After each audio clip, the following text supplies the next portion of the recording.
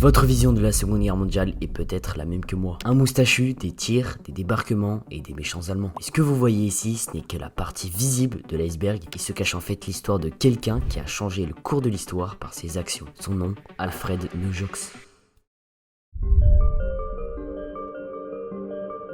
Mais avant de parler de l'histoire de Alfred Nojox, on va parler de son enfance et de qui c'est. Alfred Helmut Nojox, né le 20 septembre 1911 à Kiel et décède le 4 avril 1966 à Hambourg. Cet homme, c'était un SS qui était lié à des affaires importantes pendant la Seconde Guerre mondiale.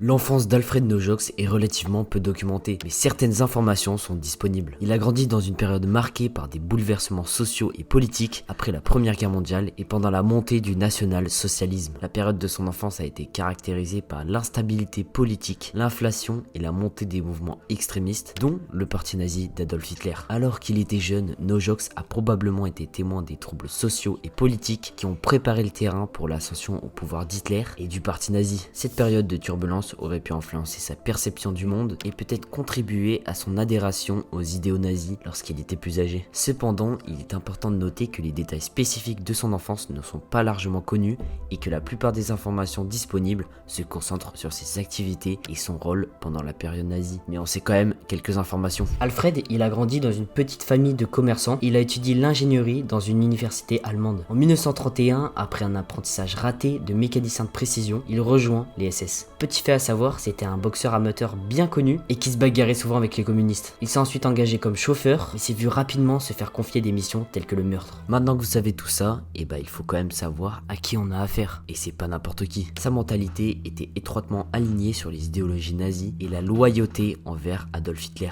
En tant que membre de la SS et des services secrets allemands, il était impliqué dans des opérations secrètes, montrant son engagement envers la cause nazie. Son rôle et ses actions reflètent son adhésion fanatique aux principes du parti nazi et de son obéissance sans question aux ordres du régime. Mais pour comprendre encore plus le personnage et son comportement qui va suivre, il faut savoir pourquoi est-ce qu'il était aussi fanatique. Plusieurs facteurs peuvent expliquer cela. Première raison, l'influence du contexte historique. Nojox a grandi dans une période de troubles en Allemagne, marquée par la défaite de la Première Guerre mondiale et les conséquences économiques et sociales qui en ont découlé. La promesse de redressement national et de restauration de la grandeur de l'Allemagne a pu attirer des individus vers les mouvements extrémistes tels que le nazisme. Deuxième raison, la propagande. Les nazis avaient mis en place un système de propagande intense qui visait à manipuler les citoyens avec les idéaux du parti. Nojox, comme de nombreux autres Allemands, a été exposé à cette propagande depuis son plus jeune âge, ce qui a pu contribuer à renforcer sa croyance en la supériorité de la race aryenne et d'autres éléments de l'idéologie nazie. Troisième raison, l'identification avec la cause. Pour certains individus, le nazisme offrait un sentiment d'appartenance et de but. Nojox, en tant que jeune homme à la recherche de sens et de direction, a peut-être trouvé dans le nazisme un moyen de s'identifier à une cause qui promettait un nouvel ordre mondial et un renouveau pour l'Allemagne. Quatrième raison, sa loyauté envers Hitler. La figure charismatique d'Hitler et son leadership autoritaire ont exercé une forte influence sur de nombreux membres du parti nazi. Pour Nojox, la loyauté envers Hitler était un facteur déterminant de son fanatisme. Il considérait Hitler comme un guide suprême et était prêt à exécuter aveuglément ses ordres. Et cinquième et dernière raison, l'opportunité et l'appartenance, ce qui lui a offert des opportunités pour servir la cause nazie de manière active. Cette appartenance à des organisations clés du régime a pu renforcer son fanatisme en lui donnant un rôle direct dans la réalisation des objectifs nazis.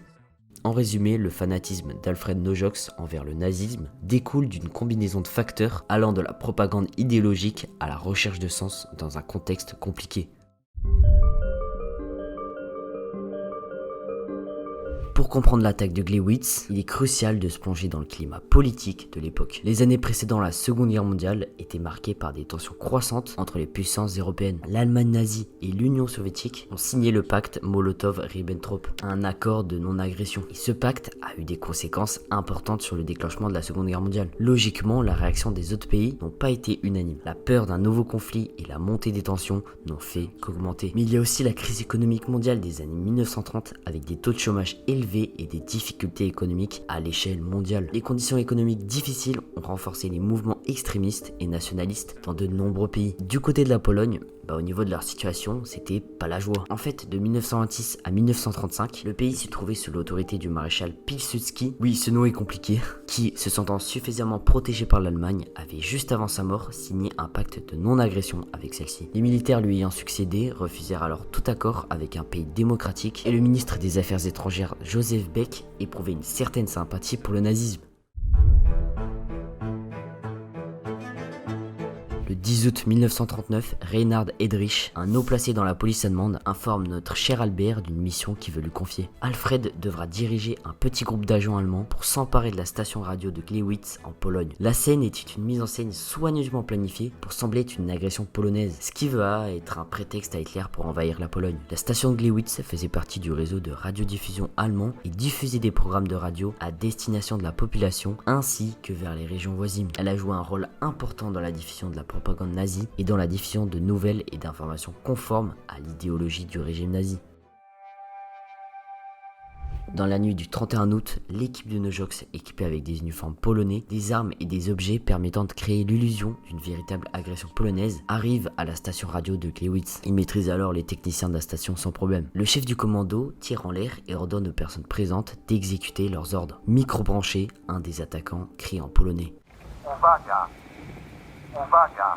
To są Gliwice. Rozgłośnia jest... Attention, ici Gliwice. La station de transmission est aux mains de la Pologne. La formation fait le tour de l'Allemagne. Pendant que l'homme continue de parler, l'un des opérateurs arrive à éteindre l'émetteur. Mais ces 9 premiers mots font le tour de l'Allemagne et du monde. Le méfait accompli, les 7 hommes partent aussitôt, laissant un homme en uniforme polonais sur les marches de la station, mort suite à un coup de feu au front. Les attaquants se replient au lieu d'occuper les lieux. Bizarre quand même. Suite à ça, les 12 prisonniers furent ensuite abattus et l'on convoqua plusieurs journalistes pour témoigner de l'attaque polonaise. Ce prétexte, repris par la propagande nazie, permit à Hitler de déclencher le jour suivant la campagne de Pologne, en envahissant le pays, entraînant dans la foulée la déclaration de guerre de la France et du Royaume-Uni et déclenchant la Seconde Guerre mondiale.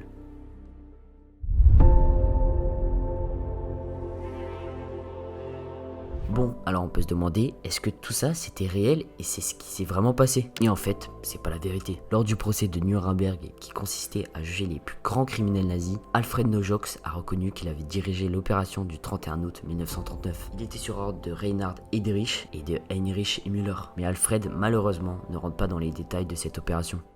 Ce n'est qu'en 1958 que le journaliste britannique Comer Clark a réussi à retrouver Alfred Nojox. Il accepte alors de lui livrer les détails de ce jour fatidique. L'officier SS et ses 6 hommes en uniforme polonais avaient saisi la station de radio et rendu publique la déclaration en polonais, se faisant passer pour des saboteurs anti-allemands. Pour rendre l'action plus probable, les nazis ont laissé un corps d'un homme vêtu de l'uniforme polonais. Il s'agissait du cadavre d'un agriculteur de 43 ans, arrêté la veille par la Gestapo et tué par une injection mortelle. Et tout ça alors que le rapport avait dit qu'il était mort pour un coup de feu. Le choix de la victime, Franciszek Oniok, avait été calculé lui aussi, car il était connu pour ses sentiments anti-allemands et impliqué dans certaines révoltes contre l'Allemagne.